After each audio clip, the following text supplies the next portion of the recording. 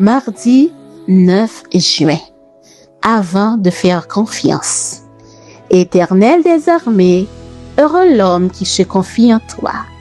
Psaume 84, verset 13. Quand nous parlons de confiance en Dieu, il est important de savoir qui est Dieu pour nous et dans quelle mesure nous voulons accepter sa volonté pour notre vie. Le Dieu dont je parle est celui qui veille avec tendresse sur chacun de ses enfants. Il ne coule pas de larmes qui échappent à son regard. Il n'est pas de sourire qu'il ne remarque. Si nous voulions croire en lui, que d'angoisse inutile pourrait nous être épargnée. Notre vie ne serait pas une suite de désappointements. Toute chose grande ou petite serait remise entre les mains de celui qu'aucune multiplicité d'occupations ne tracasse et qui n'accable aucun fardeau. Nous jouirons de repos d'âme que beaucoup ne connaissent plus depuis longtemps. Ellen G. White, vers Jésus, Doral, Floride, édition Yadpa 2007, chapitre 10, page 131. Ce Dieu vous est-il familier?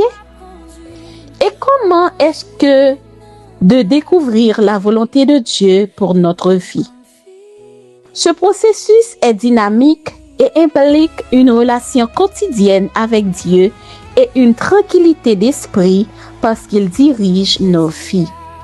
Mais dans les moments les plus sombres, il ne s'agit pas de nous accommoder de la situation, de renoncer à nos devoirs, raisonner, utiliser notre conscience et prendre des décisions. Et de dire ensuite, Dieu l'a voulu ainsi, que faire? Ce n'est pas cela. Dieu ne nous manipule pas. Il ouvre ses greniers à capacité pour que nous puissions mieux penser, avoir de meilleures références, sortir de l'uniformité et cesser d'être des nés existentiels. Mais il ne nous oblige pas à utiliser ses capacités. Il ne fait pas de choix à notre place. Par conséquent, lui faire confiance et s'en remettre à lui n'est pas une option passive. Cela implique le choix audacieux de faire un usage judicieux de nos facultés en apprenant à le connaître de mieux en mieux et à nous connaître nous-mêmes également. Cette confiance entraîne des résultats progressifs. Elle nous amène à nous confronter à nous-mêmes et à nos limites et à rechercher des actions qui mènent à la croissance. La véritable confiance en Dieu ne consiste pas à définir ce que nous voulons et à rechercher l'approbation de Dieu. C'est découvrir ce qu'il veut et se soumettre à sa volonté. Dieu peut dépasser nos plus grandes attentes, pas nécessairement en réalisant nos souhaits.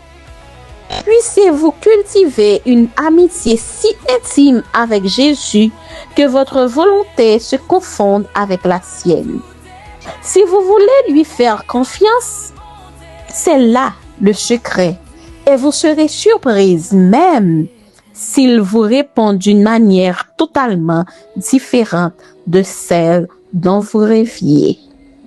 Amen.